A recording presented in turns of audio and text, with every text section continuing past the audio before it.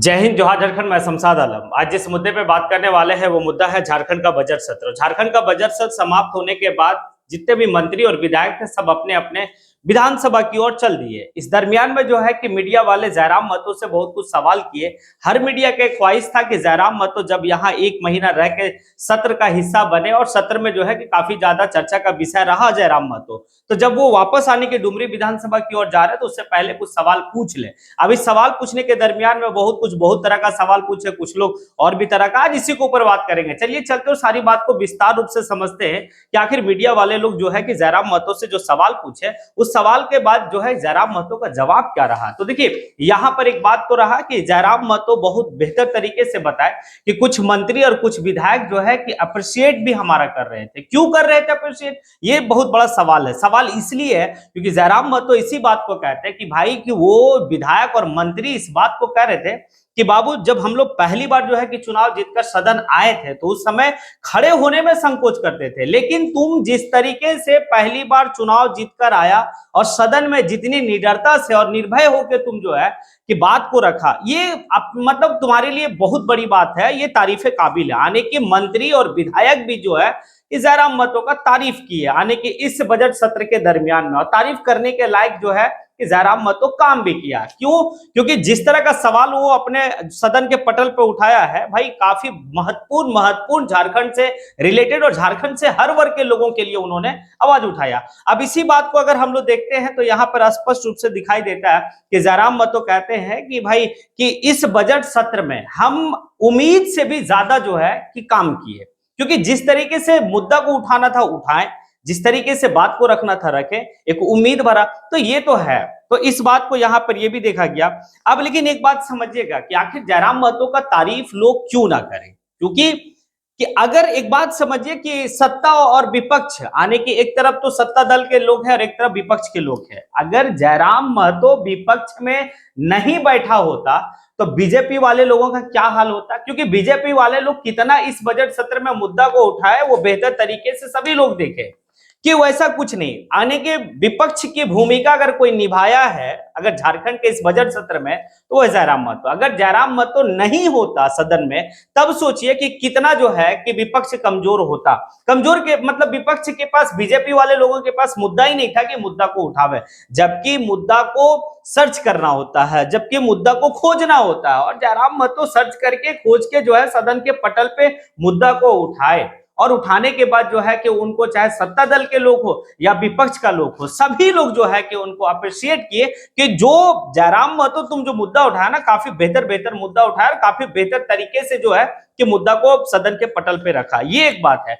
अब आगे जो है कि जयराम महतो जो कहे हैं वो काफी मार्केबल बात कहा है कि जैसे जैसे समय बढ़ेगा वैसे वैसे हमारा ग्राफ बढ़ेगा। ये जयराम महतो का कॉन्फिडेंस लेवल क्यों ऐसा है, तो ये भी समझने वाली बात है कि आखिर जयराम महतो इस बात को कह रहे हैं कि जैसे जैसे वक्त बढ़ेगा, जैसे जैसे समय आगे बढ़ेगा वैसे वैसे हमारी पार्टी का और मेरा ग्राफ आगे बढ़ेगा। तो इसके पीछे तर्क ये है क्योंकि जयराम महतो जो चुनाव जीत कर आए हैं तो किसी जाति किसी धर्म के आधार पे नहीं कि भाई कि धर्म के मतलब बात करके चुनाव जीते या जाति का बात करके चुनाव जीते, नहीं, वो विचारों से चुनाव जीते हैं। लोग उनका विचार को एक्सेप्ट किए। दूसरी बात है कि वो झारखंडियत की जिस तरीके से बात लोगों तक पहुंचाया उस बात को लेकर जो है कि उनको वो जाति धर्म की बात करने के लिए नहीं आया। और सबसे बड़ी बात तो यहाँ पर यह देखा गया कि वो कोई गठबंधन का हिस्सा नहीं थे, क्योंकि यहाँ पर दो गठबंधन हम लोग देख सकते हैं। एक इंडिया गठबंधन है और दूसरा एनडीए गठबंधन है। इंडिया गठबंधन में जो है कि कौन कौन से दल है आप लोगों को अच्छी तरीके से पता है। कांग्रेस है, जेएमएम है, आरजेडी है, उसके बाद आपका जो है कि वाम दल है। एनडीए का अगर फोल्डर में देखें तो एनडीए का फोल्डर में बीजेपी, आजसू, फिर जो है कि आपका नीतीश कुमार की पार्टी है, फिर जो है चिराग पासवान की पार्टी है। ये तमाम तरह की पार्टियां मिलकर एक तरफ एनडीए और एक तरफ ये। अब एक बात समझिए, अगर ये जितने भी लोग जो है कि गठबंधन करके चुनाव लड़ रहे थे और अगर इनको गठबंधन को जो है कि आप जो है कि बिखरा दीजिए, मतलब कांग्रेस अपना सैंपल पे चुनाव लड़ेगी, कांग्रेस का अपना उम्मीदवार होगा, जेएमएम का अपना उम्मीदवार होगा, आरजेडी का अपना उम्मीदवार होगा, वाम दल का अपना उम्मीदवार होगा। अब यहां पर चलिए दूसरी ओर हम चलते हैं तो एनडीए मतलब एनडीए घटक में जो है कि आजसू का अपना उम्मीदवार हो, बीजेपी का अपना उम्मीदवार हो, मतलब चिराग पासवान की पार्टी का अपना उम्मीदवार हो, भाई नीतीश कुमार पार्टी का अपना उम्मीदवार हो, अलग अलग अलग अगर अपना अपना उम्मीदवार खड़ा करके चुनाव लड़ता तो जयराम महतो एक सीट नहीं जीतता। फिर ये बात तय है कि सबकी औकात जो है कि उस समय पता चल जाता।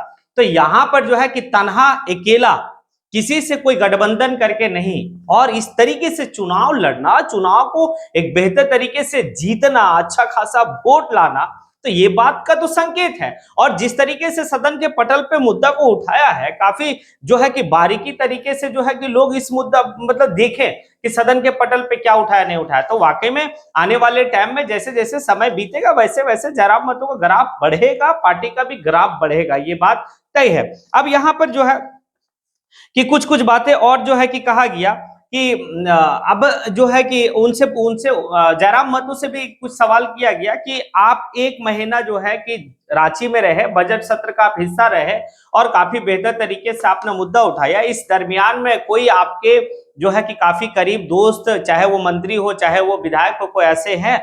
तो जयराम महतो जो है कि बहुत बेहतर तरीके से कहा कि भाई कि इंडिया गठबंधन के भी लोग हमारे आने की जो है कि दोस्त है, और जो है कि एनडीए गठबंधन में भी। तो यहाँ पर दिखाया गया, वो तो सबसे पहले जो कहे तो वो कहे नागेंद्र महतो। नागेंद्र महतो उनके विधानसभा के बगल के विधानसभा के विधायक है, नवीन जायसवाल से उनकी बॉन्डिंग अच्छी देखी गई।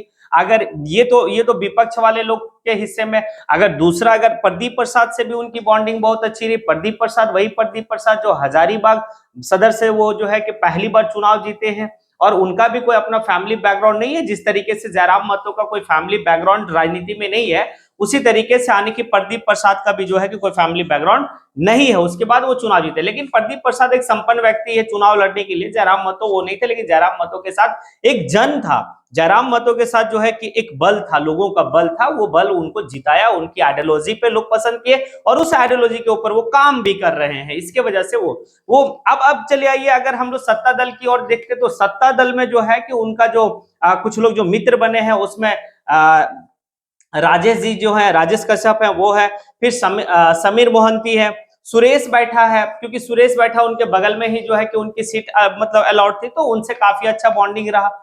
अब जो है कि जो महत्वपूर्ण सवाल पूछा गया वो ये पूछा गया कि आप जो है कि मुख्यमंत्री के साथ आपकी कैसी बॉन्डिंग रही। तो मुख्यमंत्री के साथ उनकी बॉन्डिंग क्या रहेगी? एक तरफ एक समझने वाली बात है कि एक तरफ जो है कि विपक्ष की भूमिका अगर कोई सदन में रख रहा है तो वो है जयराम महतो। तो भाई मुख्यमंत्री के साथ बॉन्डिंग के, हाँ बातचीत तो होना लाजिम है कि भाई कि सदन आने की, सदन का सदस्य भी है और बेहतर तरीके से बात को भी रख रहे हैं। कुछ कुछ जगह पे तो ऐसा देखा गया कि जयराम महतो सवाल को उठाए, मंत्री जवाब नहीं दे पाए, तो मुख्यमंत्री को खड़ा होकर उनका सवाल का जवाब देना पड़ा। तो कहीं ना कहीं बॉन्डिंग नहीं, लेकिन बातचीत, जैसे वो बताए कि मतलब शादी में गए थे तो उस शादी के दरमियान में जो है कि मुख्यमंत्री इस बात को कहे कि जाओ मीट भात ज्यादा खाना, ठीक है, तो उसी मजाकिया लहजा में जयराम महतो भी कहे कि दादा तो मतलब तो खो, इस तरीके की बात रही। फिर जो है क्रिकेट मैच में देखा गया कि किस तरीके से जयराम महतो जो है कि मुख्यमंत्री को आउट किए, फिर मुख्यमंत्री जयराम महतो को आउट किए, ये भी देखा गया। उसके बाद अभी जो है कि उनके कार्यालय में जाके बहुत ऐसा बात को रखे होंगे,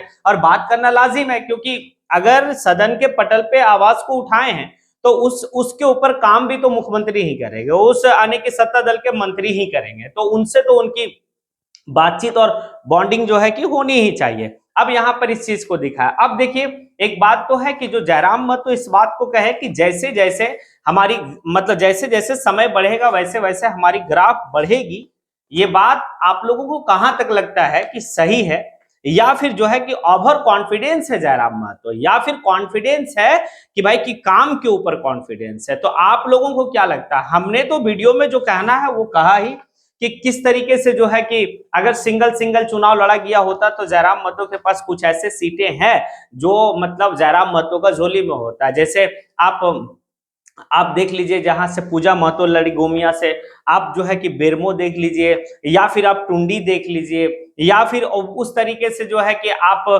रामगढ़ को देख लीजिए, या फिर जो है कि आपका मांडू को देख लीजिए, उसके बाद चंदन क्यारी को देख लीजिए। कुछ ऐसे सीट है जहां पर अगर सिंगल चुनाव हुआ रहता और हर पार्टी जो है कि अपना कैंडिडेट देता, तो जयराम महतो पहली बार में ही जो है कि सरकार बनाने की भूमिका में रहता। यानी कि अगर वो मुख्यमंत्री नहीं बनते, अगर उनकी पार्टी सरकार नहीं बना पाती, तो उनके पार्टी के बिना भी सरकार नहीं बन पाता, ये बात तो तय है।